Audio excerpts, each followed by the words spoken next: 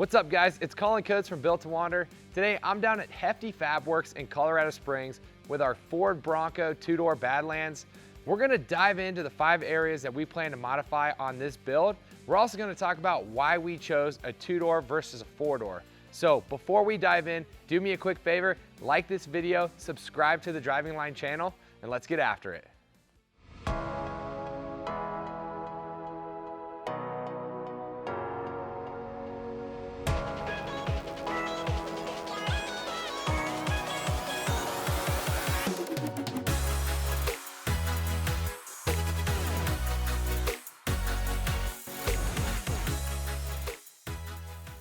All right, so before we dive into the 5 areas that we plan to modify on this thing, I want to first address why we chose a 2-door versus a 4-door. So we picked this Bronco up for my wife. She's always been a fan of the early Bronco. So obviously this 2-door looks a lot more like its roots. It's got that heritage that early Bronco had. We also have a 4-door Wrangler in the fleet, so we had room for something a little bit different. And you know, we're gonna do most of the wheeling out here in Colorado, and we've got these mountain passes with tight switchbacks. This 2-door is gonna do a lot better on that type of terrain than the 4-door would. So for us, it's just a little bit change of pace. It looks a lot like that early Bronco, and I think we're gonna really enjoy having that 2-door. Diving headfirst into this build, we're gonna start with wheels and tires. If you've been following along, you know we run Nittos on all of our builds. We've just had great success with them and really love the tire. Primarily run the Trail Grappler on our Jeep builds, but we did run the Ridge Grappler on the 392 recently, and I really loved how well it did, both on-road and off. So I thought, given that this Bronco is my wife's daily driver, it's gonna see a lot of street miles, the Ridge Grappler was a good fit. It's got a really quiet, smooth on-road performance, and it's actually that hybrid terrain. It's kind of right between a mud terrain and an all-terrain, so it's still aggressive enough off-road. It's got these zigzag Z grooves in the tread pattern that hook up really well in off-road terrain, and an aggressive sidewall design. So I think it's gonna do really well, like I said, in those trails out here in Colorado or in places like Moab where we frequently go to wheel. We also did a 38-inch variant. It's a 38 by 1250 wide tire on a 17-inch tall wheel. We wanted to switch it up a little bit. A lot of people are gonna run a 35 or a 37. Going to a 38, we thought it would kind of pick us apart from the crowd, make us stand out a little bit, and just be even more aggressive. So we made it into a set of 17-inch RTR wheels. So RTR is Von Gittin Jr.'s brand, ready to rock. It's a really nice design. I love the Y spokes, really simple, really clean, 0 offset wheels, so the tire will still be up under that fender flare. It'll have a really nice stance once they're installed. The other thing I like are these different details, this RTR etched into the wheel, the RTR logo in the center. And the other thing I noticed, the valve stem is actually inset into the wheel. So if you're out wheeling, you get into some rocks, you get tagged in a rock, it's not gonna take out your valve stem. So I really like that design, especially for an off-road wheel. I think RTR did a really good job. And you know, we had an awesome experience with Von Gittin Jr. out in the King of Hammers last year in the new Ford Bronco. It was our first time riding one. He took us out for a rip in the desert, and it just felt fitting that we support his brand and rock that wheel on this Bronco. So the second area that we plan to modify is suspension. We definitely have to lift this Bronco in order to fit those 38-inch Nitto Ridge Grapplers. So the plan is to add a set of the Bilstein 6112 coilovers. They're a little bit different than the Sasquatch suspension that's on this thing now. They have adjustable height, so basically we can get about 2 inches of lift, which should be enough to fit those 38-inch Ridge Grapplers and still maintain somewhat low center of gravity. In addition to the coilovers up front, we plan to run FunHaver off-roads billet upper control arms. They're stronger than stock, and they correct the geometry that's negatively affected from lifting the vehicle. So after we lift it, we put those upper control arms on from FunHaver off-road. This thing should ride just as well as it did from the factory. Now in the rear, we're gonna be running a set of RockJock control arms with Johnny joints. We love the Johnny joint. They're tough, they have plenty of flex, and they're rebuildable, so they'll last us a lifetime. The next area that we're gonna address is bumpers. So we're standing here with Chris Hefty. Chris is the owner of Hefty Fabworks, so we're in his shop. And Chris has been working on designing and building bumpers for the Ford Bronco. So tell me a little bit about what we're looking at up front, and then we'll move around to the back and show that as well. Sure. So what we've got here is our modular bumper design. It's a full steel bumper, tucked as tight as we can to get it in there, still run a winch. We want to get as much ground clearance as we can. not stick out too far, but build a really strong bumper that can take a lot of abuse. And then underneath, there'll be a provision for that collision sensor. Correct. Yeah, all the trucks with the luxury pack or the Lux pack on it that come with that front collision radar sensor. So there will be actually a secondary bracket here that will allow that radar collision sensor to stick out right there and still work properly with the vehicle, as well as parking sensors working with the vehicle. So they'll be in the outside wings, up in the center, so we'll get all the parking sensors integrated into the bumper. It'll be a nice clean flush mount on the parking sensor, so it's not going to be obstructive or stand out. And then one of the other things that we did that I haven't seen a lot on the market yet is we actually relocated the camera from the grill here back down into the bumper. And so that feature is really kind of a cool one, because obviously having that front camera is a really nice feature for these trucks. But when we get into these trucks and you start putting a winch or even lights, as you had before on the stock bumper, you had some Baja lights on the front. Right. And those lights interfered with the camera view a lot. Exactly. And so being able to move that out in front, it stays almost to the stock camera view. The only thing you see on this is just the very top edge of the Ultra hook from Factor 55 here. So we're able to keep the actual factory sprayer on the camera as well. Yeah. So that function also works on the camera to keep that camera clean. It's not just the camera relocate, we're relocating all of those factory functions. Right.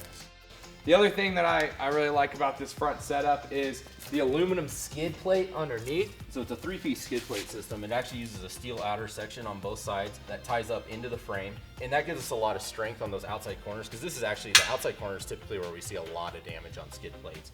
So doing that, but then adding the 1/4-inch thick aluminum actual skid plate that bolts to that, and it ties under the front cross member, you know, in a way to keep weight down on the front end of these trucks. But still have a lot of strength on that front end, so it'll definitely take a lot of abuse. Yeah, no, I love it. I think it's a killer design, and it allows us to to focus on recovery. It has provisions for lighting. Those are the next two areas we're going to talk about. But before we get there, I think we should swing around back, show what that new rear bumper looks like, and talk a little bit about that design as well. Absolutely. This is the rear bumper. Obviously, it's not on the vehicle yet. It's got to go to powder coat, but it's finished. So yeah, this is a full replacement steel bumper, high clearance bumper. So we're getting it tucked up as high as we can to the frame of the body. It's going to be a little bit higher on the sides. It does stick out past the edge of the body just enough, but it's not as far out as the factory bumper where it's sticking out all the way to those fender flares. So anybody who's running a fender delete kit or anything like that on these, it's not going to look awkward on those. It's all 3/16 steel construction, so it's heavy duty. It's going to be a very stout bumper. It can definitely take a lot of hits. Mounts directly to the frame. It does have provisions in here for the backup sensors, and it'll fit up nice and tight to the body lines. Once we get this powder coated, it'll be great. One of the features we do have is integrated recovery points on the back. These are a solid 1-inch thick through welded recovery point. So we actually stick into the body another 2 inches beyond where the front face is, and then it ties directly into the frame mounts of the bumper. So you can yank on this thing, pull on it, recover from it in any way you want. It's not going to hurt the bumper. It's not going to pull a D-ring off. It can take whatever you're going to throw at it. From the backside, you can mount your Baja S2 backup lights, but we've got the backup light kits, so it's a nice side profile. It's going to give you a lot of backup light there, which is great if you run it to a switch for camping or anything like that. Light up everywhere behind you. Yeah. One of the other things that we got a lot of requests on with this was to integrate the license plate into the bumper, and so trying to figure out how to do that, make it all compact enough. It actually was kind of the biggest challenge with this bumper design, and it will come with a hidden LED light up underneath, so it'll light it up, but you're not going to have obnoxious lights. And I like this feature a lot because it doesn't require a relocation kit. A lot of people will relocate their license plate to the spare tire, but of course that's where the backup camera is too. So correct. So you run into some different issues, and it just makes wiring and everything that much more simple.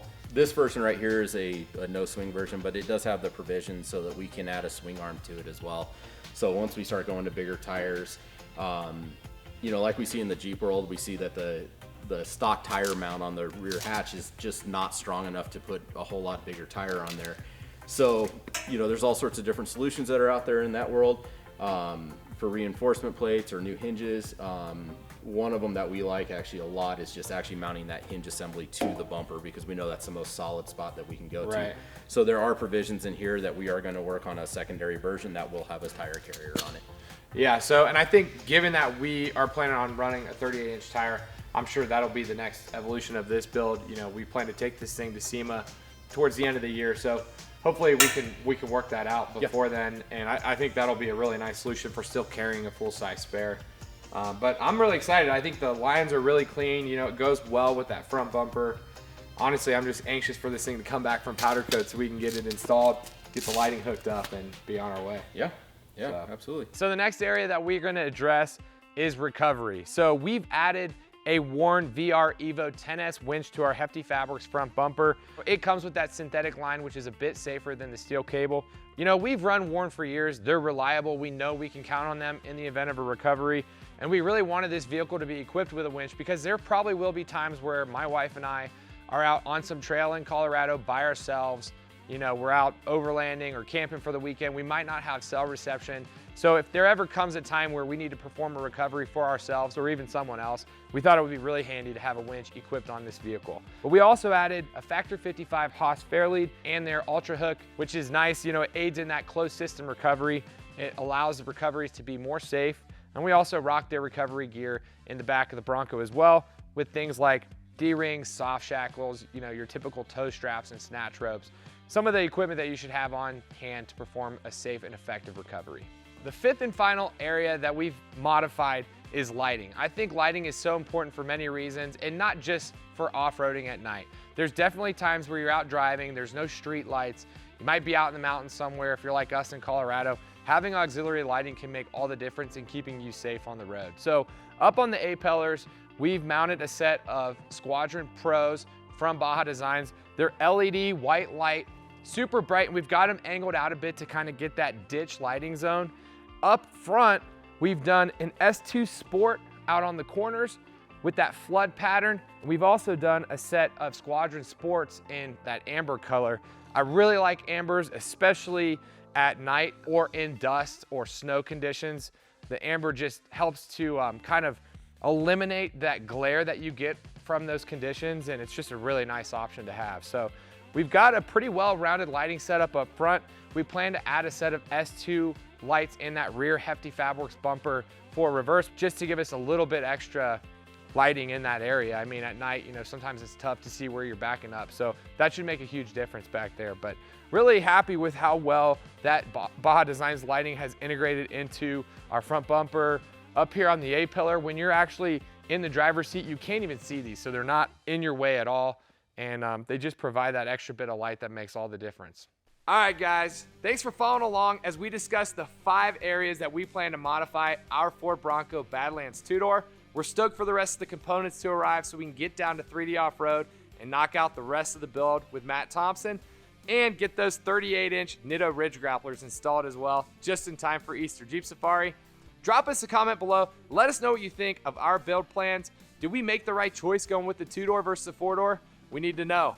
As always, hit the like button if you did and subscribe if you haven't. Until next time, wander on. Thanks for watching Driving Line. If you guys like this video, consider subscribing to our channel so you'll never miss any of the content we create here. Whether you're into trucks, Jeeps, imports, domestic vehicles, or anything in between, we are here to fuel your passion. So hit that subscribe button and we'll see you guys next time.